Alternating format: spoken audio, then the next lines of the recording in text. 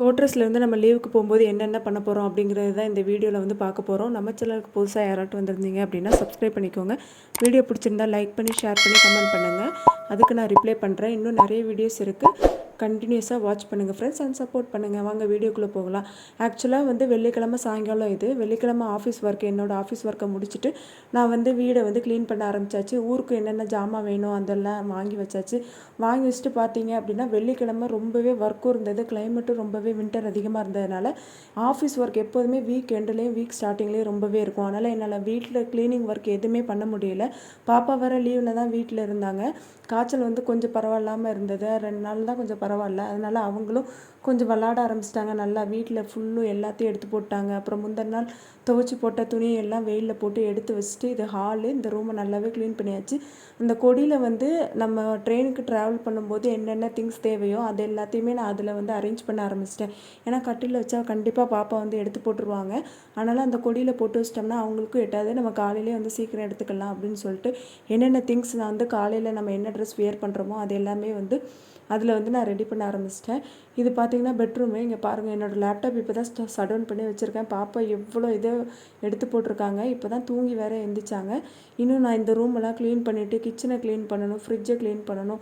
அதுக்கப்புறம் காலைல சீக்கிரமாக எழுந்திரிச்சு வேறு நான் ட்ரெயினுக்கு போகிறதுக்கு சமைக்க வேறு செய்யணும். நிறைய ஒர்க்குங்க. ஊருக்கு கிளம்புறது பிரச்சனை இல்லை, ஆனால் அதுக்கு முன்னாடி வந்து ஒர்க்கு ரொம்பவே ஹெவியாக இருக்கும்.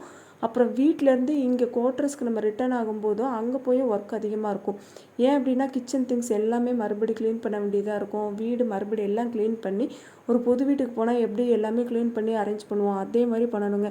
ஊருக்கு போகிறோங்கிற ஒரு சந்தோஷம் இருந்தாலும் இந்த வேலை ஒன்று நம்மளுக்கு இருக்குது, அது வந்து ரொம்பவே கஷ்டங்க. அப்புறம் ஊருக்கு போகும்போது பாப்பாவுக்கு வந்து 30-35 நாள் நம்ம லீவ் எடுப்போம். அதனால் அவங்க புக்ஸ் எல்லாமே ஸ்கூல்லேருந்து நம்ம கேட்டோம் அப்படின்னா கொடுத்து விட்ருவாங்க. பாப்பா ஸ்கூல் போவதனால அவங்க மிஸ்ட்டு பஸ்ஸில் கொடுத்து விட சொல்லியிருந்தேன். அவங்க வந்து பஸ்ஸில் கொடுத்து விட்டுட்டாங்க. அவங்களுக்கு கலர் பென்சில்லேருந்து பென்சிலு, ஸ்கட்ரு, ரப்பருன்னு எல்லாமே எடுத்து வைக்கணும். புக்கு அது எல்லாமே எடுத்து வச்சுட்டு பின்னாடி வந்து பாப்பாவோட மெடிசன் எல்லாமே எடுத்து வச்சுருந்தேன். இது வந்து கீச்சன் பார்த்தீங்க அப்படின்னா நான் எங்களோட என்கேஜ்மெண்ட் முடிஞ்சு ஒரு 3 months டைம் இருந்தது. அப்போ நான் சென்னையில் ஒர்க் பண்ணும்போது இதுனே டேடிக்குன்னு சொல்லிட்டு வாங்கி நான் வந்து பார்சல் அனுப்பியிருந்தேன்.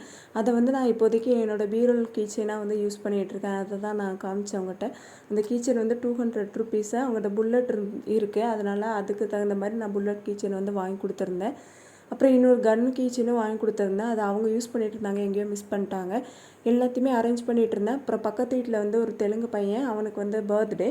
அதனால் அவங்க அப்பா வந்து கிஃப்ட் எதுவுமே வாங்க முடியல. ஏன் அப்படின்னா ஈவினிங் தான் சொல்லியிருந்தாங்க. அதனால் பக்கத்தில் உள்ள ஸ்டோரில் போயிட்டு ஒரு நோட்டு, ஸ்கெட்ச் பென்சில், பென்னு அந்த மாதிரி எல்லாமே வாங்கிட்டு வந்திருந்தாங்க. அதையும் நான் பார்சல் பண்ணி பாப்பாட்ட கொடுத்துட்டேன்.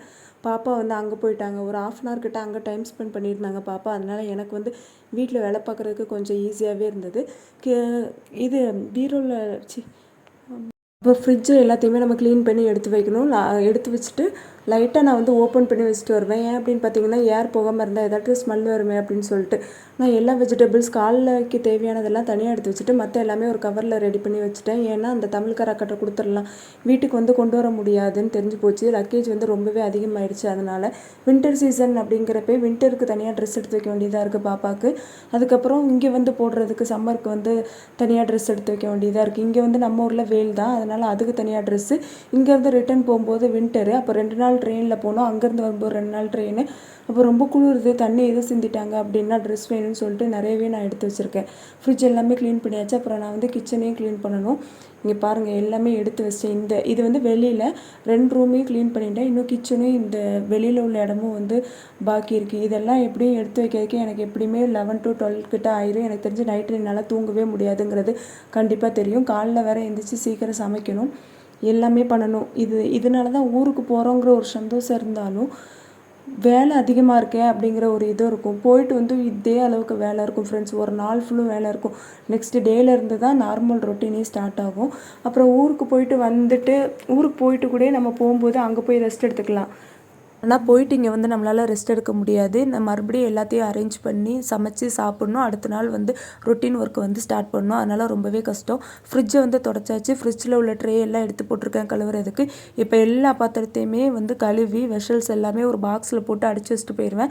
அடைச்சி வச்சுட்டு போனாலுமே வந்து நம்ம மறுபடியும் வந்து க்ளீன் பண்ணுற மாதிரி இருக்கும். அது கொஞ்சம் கஷ்டமான வேலை தான். இப்போ பார்த்தீங்க அப்படின்னா எல்லா பாத்திரத்தையும் கழுவிட்டுருக்கேன். அதுக்கப்புறம் ட்ரெயினுக்கு வந்து சாப்பாடு கொண்டு போகிறதுக்கான பாக்ஸு, வாட்டர் கேனு எல்லாமே வந்து நான் கழுவி ரெடி பண்ணி வச்சுருவேன். அப்படின்னா தான் காலைல எழுந்திரிச்சு சாப்பாடு செஞ்சு எல்லாத்தையும் அரேஞ்ச் பண்ணி கொண்டு போகிறதுக்கு கொஞ்சம் ஈஸியாக இருக்கும்.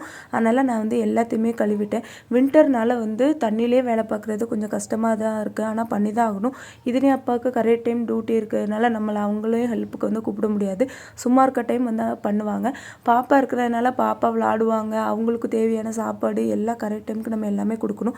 இது கொஞ்சம் கஷ்டமான வேலை தான். ஊருக்கு போகிறது கொஞ்சம் ஜாலியாக இருந்தாலும் இந்த வேலையை நினச்சாவே கொஞ்சம் கஷ்டமாக இருக்குது. அப்புறம் அந்த லக்கேஜை நினச்சா அதுக்கு மேலே கஷ்டமாக இருக்குது ஃப்ரெண்ட்ஸ். இப்படி தான் நாங்கள் ஊருக்கு கிளம்பிட்டுருக்கோம். இன்றைக்கி நைட்டு ஃபுல்லு ஒரே வேலை தான் இருக்கும். தேங்க்யூ ஃபார் வாட்சிங். இந்த வீடியோ பிடிச்சிருந்தா லைக் பண்ணி ஷேர் பண்ணி கமெண்ட் பண்ணுங்கள். பாய்.